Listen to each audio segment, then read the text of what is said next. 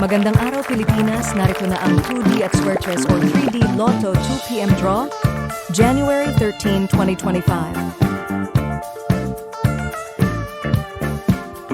Ito ang resulta ng 2D Lotto. 13, 19, in exact order. 2D prizes para sa straight, 4,000 pesos para sa rumble, 2,000 pesos. Ito ang resulta ng Square o 3D Lotto. 7, 7, 6, in exact order.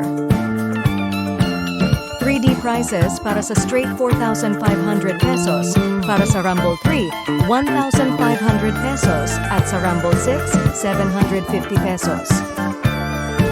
Kung ikaw ang maswerteng mananalo sa 2D or 3D, may plano ka na ba kung paano gagamitin ang pera?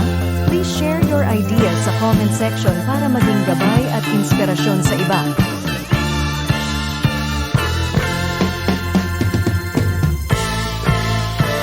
Huwag kalimutang mag-like and subscribe. Magandang hapon at maraming salamat Pilipinas.